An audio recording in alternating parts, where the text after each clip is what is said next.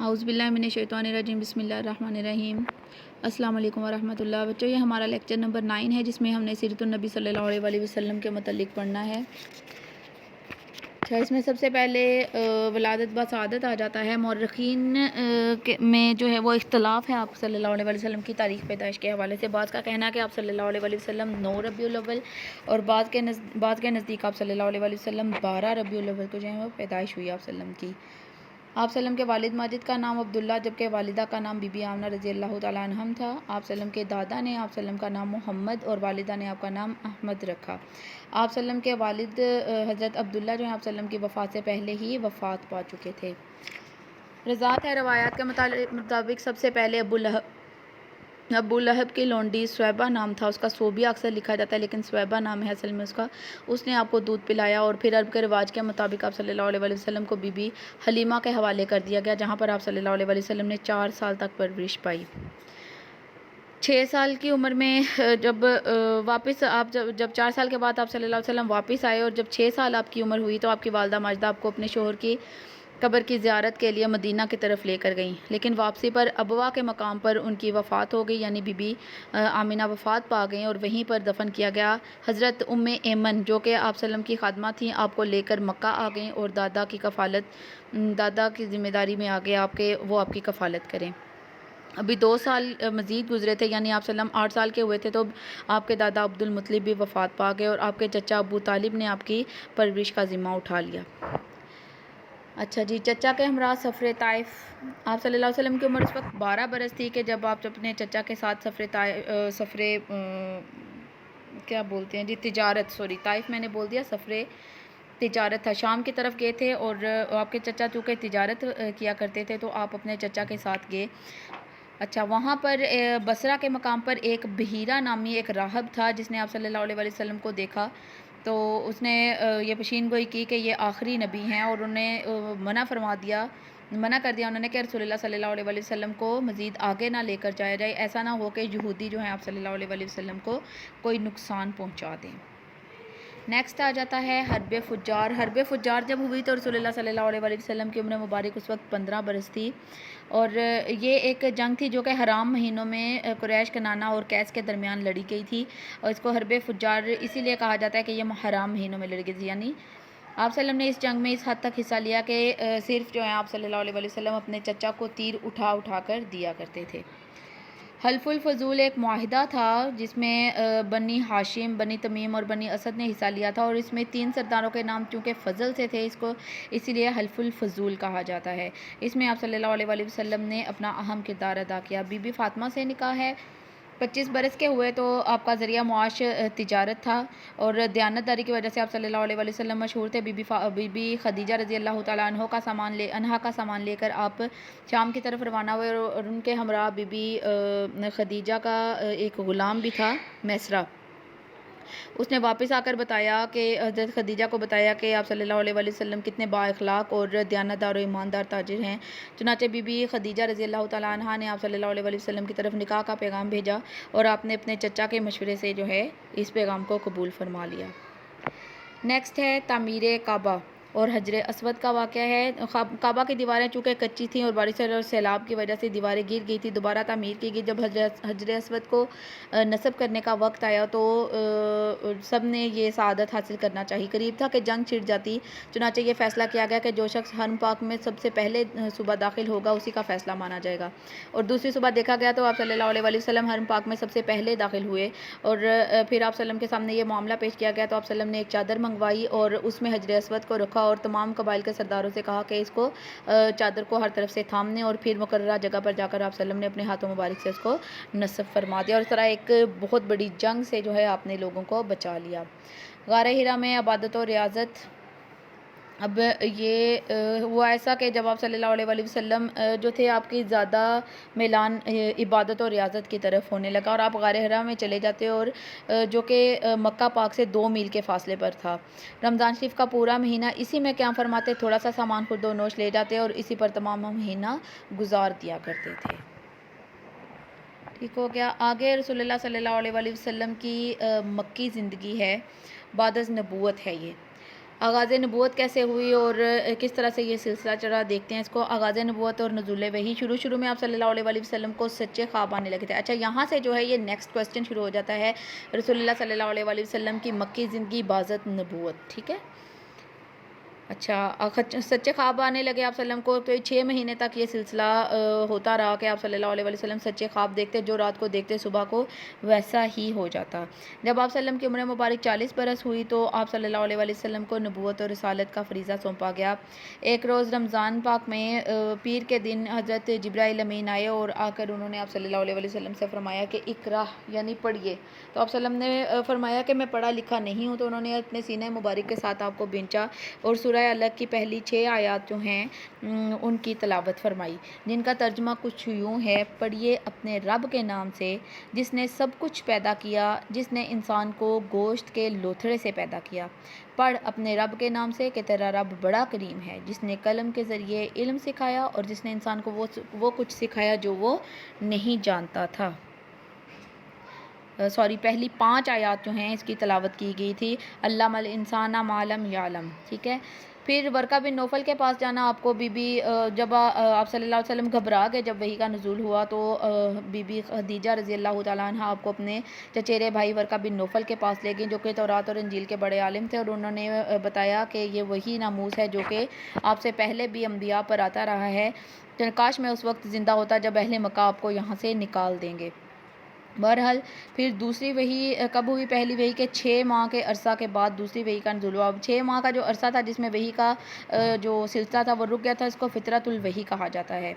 اور پھر دوسری وحی سورہ مدثر کی آیات تھیں۔ ارشاد ہوتا ہے: اے چادر اوڑھنے والے، اٹھیے، لوگوں کو عذاب الہی سے ڈرائیے اور اپنے پروردگار کی بڑائی بیان کیجیے، اپنے کپڑے صاف رکھیے اور گندگی سے دور رہیے۔ اس آیت میں آپ صلی اللہ علیہ وسلم کو منصب نبوت سے آگاہ کیا گیا اور دعوت و تبلیغ اسلام کا حکم صادر ہوا۔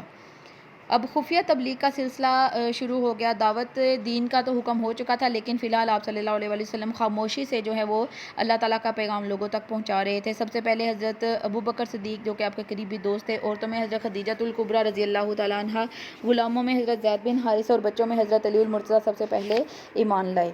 پھر یہ جو ایمان لاتے وہ مزید کوشش کرنے لگتے۔ حضرت ابو بکر صدیق کی کوشش سے بہت سے لوگ جو ہیں وہ مشرف با اسلام ہوئے، جن کو جو ہے حضرات السابقون الاولون کہا جاتا ہے۔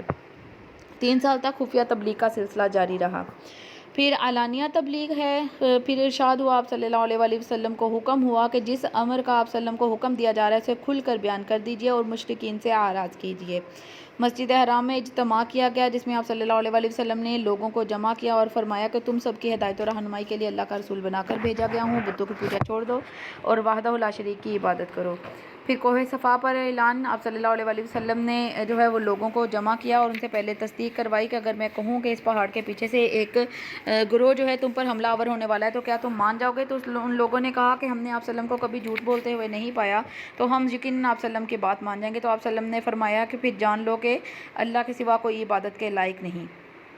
جب یہ آپ صلی اللہ علیہ وسلم نے دعوت اسلام دی تو سب آپ صلی اللہ علیہ وسلم پر برہم ہونے لگے۔ ابو لہب جو ہے نعوذ باللہ آپ کو برا بھلا کہنے لگا اور واپس لوٹ گیا۔ خاندان والوں کی بھی دعوت، پھر آپ صلی اللہ علیہ وسلم نے اسی غرض سے کہ اسلام کی دعوت دی جائے، آپ نے خاندان والوں کو دعوت پر مدعو کیا۔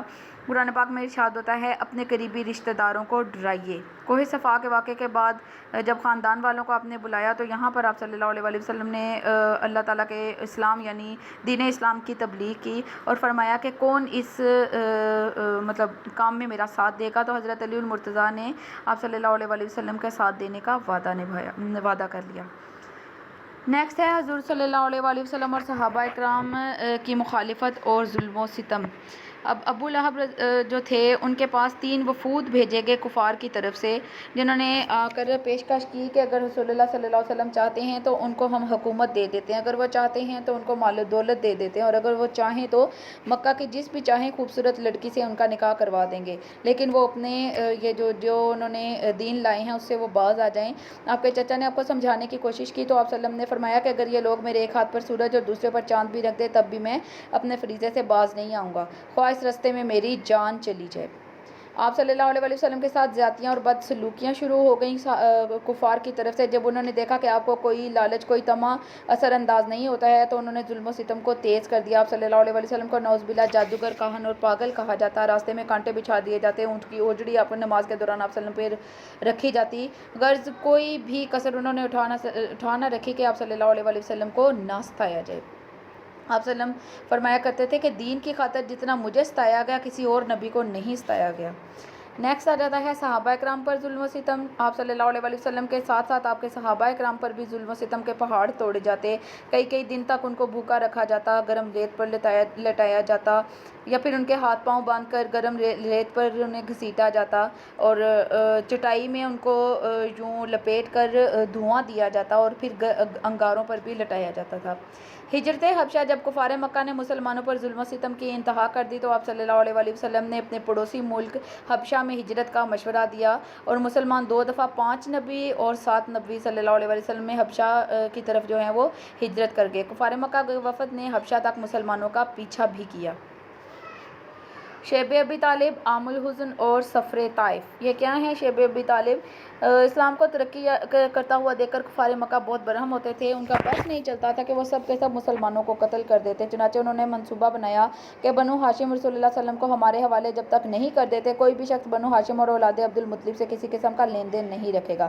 اور اس عہد نامہ کو جو ہے وہ خانہ کعبہ میں لٹکا دیا گیا. آپ صلی اللہ علیہ وسلم کو اس فیصلے کا علم ہوا تو آپ اپنے خاندان سمیت 7 نبی صلی اللہ علیہ وسلم سے لے کر 10 نبی تک شیب ابی طالب میں ایک گھاٹی تھی محصور ہو گئے.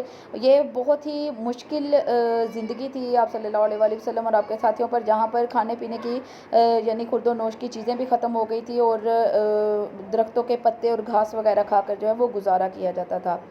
پھر 10 نبی میں جب یہ شیب ابی طالب کا یہ جو عہد نامہ تھا یہ ختم ہوا, اس کو دیمک نے چاٹ لیا تھا, تو اسی سال میں یہ ہوا کہ آپ صلی اللہ علیہ وسلم کے چچا ابو طالب اور آپ صلی اللہ علیہ وسلم کی زوجہ بی بی خدیجہ رضی اللہ تعالیٰ عنہا دونوں جو ہیں اس دنیا سے کوچ کر گئے.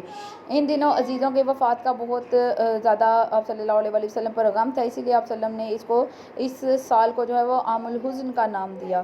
اور اسی سال ماہ شوال میں آپ صلی اللہ علیہ وسلم کی تبلیغ کے آپ صلی اللہ علیہ وسلم جو ہیں وہ تبلیغ کے لیے طائف کی طرف تشریف لے گئے. وہاں کے لوگوں نے آپ صلی اللہ علیہ وسلم سے بہت بدسلوکی کی. آپ صلی اللہ علیہ وسلم پر پتھر برسائے گئے, یہاں تک کہ آپ صلی اللہ علیہ وسلم کے جوتے مبارک جو ہیں وہ خون سے بھر گئے. اس ظلم و ستم کے خلاف بد دعا کرنے کے بجائے آپ صلی اللہ علیہ وسلم نے اہل طائف کے لیے ہدایت کی ہی دعا مانگی. اچھا جی, نیکسٹ ہے شیب ابی طالب میں چوری ہو گیا جی. مدینہ میں اسلام اور بیت اقبا اولا و ثانیہ.